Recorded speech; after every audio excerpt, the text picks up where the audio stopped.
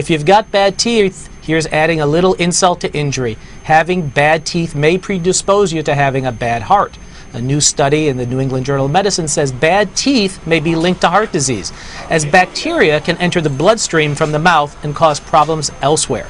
Joining us for a better understanding is Dr. Maria Emanuel Ryan, Professor and Director of Clinical Research at the State University of New York at Stony Brook School of Medicine. Welcome, Maria. Thank you, Dr. Moritz. Now, you're a dentist. You're not a cardiologist. What's this link between gum disease and heart disease? Well, they've known for quite some time that chronic inflammation can certainly increase your risk for heart disease. And the most common chronic inflammatory condition that people have is periodontal disease, gum disease. Well, it seems that gums have been in the news recently. We did a story here on gum disease and pancreatic cancer.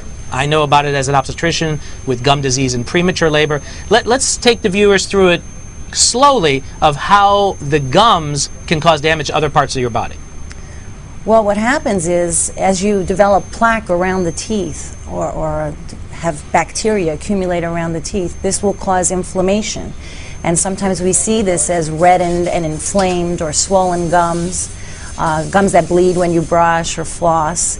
And if that's left untreated, eventually gingivitis, which is the reversible form of the disease, can progress to periodontitis, where you have loss of bone and connective tissue attachment, and eventually the teeth can become loose and fall out.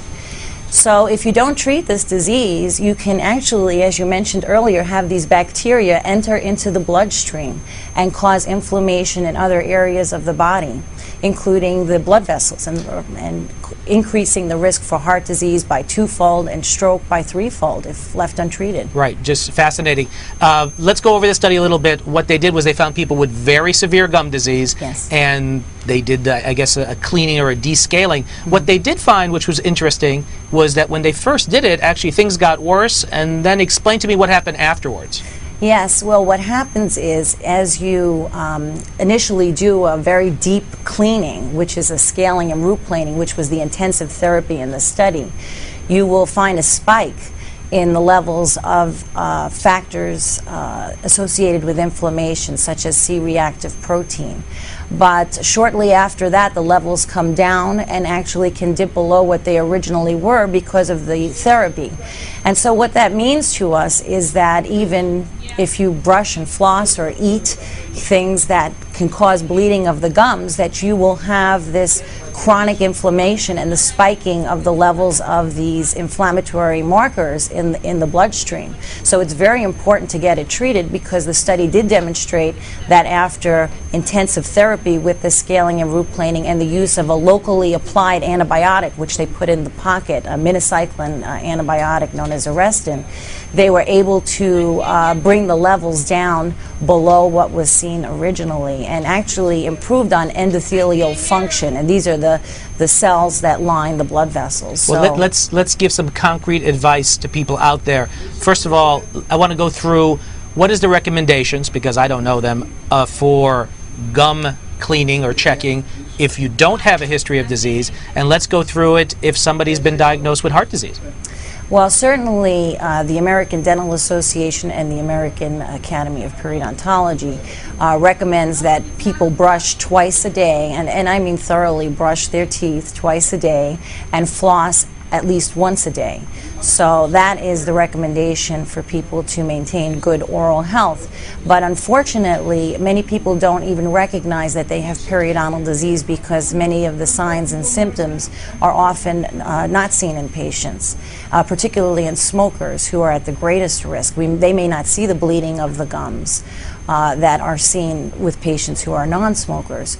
So these patients need to be seen by a dental professional so that they can be examined to determine if they have periodontal disease. 1 in every 3 adults has some form of periodontal disease, yet many of these people are not being treated. Well, do you see the day where if somebody develops heart disease, a heart attack or something, that the next step outside of going to the cardiac care unit, is that a dentist come visit them and check them for periodontal disease? Well, that's exactly what we're beginning to do even at our institution at Stony Brook University in our General Clinical Research Center, working with our chair of cardiology, Dr. David Brown, is we have people who are being admitted to the hospital for acute coronary syndrome, and right after they are treated for their heart problems, they are examined by us to determine their periodontal status so that they can have the treatment needed to prevent a future heart attack. Great. We have just a little bit of time. Give me some other diseases that you think are going to make the headlines this year being associated with periodontal disease. Well, I think the big one is diabetes, because diabetes is an epidemic in this country, and we know that periodontal disease is one of the long-term complications of diabetes. And actually on Monday I will be giving a talk at the Centers for Disease Control talking about how the dentist can help to better manage the diabetic patient, because in those patients it truly is a vicious cycle, because once they develop periodontal disease, if it's not treated, it also makes it very difficult for the diabetic patient to control their blood glucose levels and bring those levels down, because they become insulin resistant. So it's really critical in that particular patient population. Great. Maria, thank you very much. We'll look forward to hearing about your talk at the CDC, and thank you for joining us. Thank you so much, Dr. Moritz. Have a great day. Great. We hope you found this edition of Healthy Life informative. To find out more on this story and other health-related topics, we invite you to go to our website at abcnews.com. And as always, we encourage you to personally get involved in our program by visiting the Dr. Tim on Call section of our website. There you can send us your video feedback by email and video and suggest topics Dr. Tim might address right here on Healthy Life. Thanks for joining us today. From all of us at the Healthy Life production team, we hope you stay healthy, and I'll see you next time.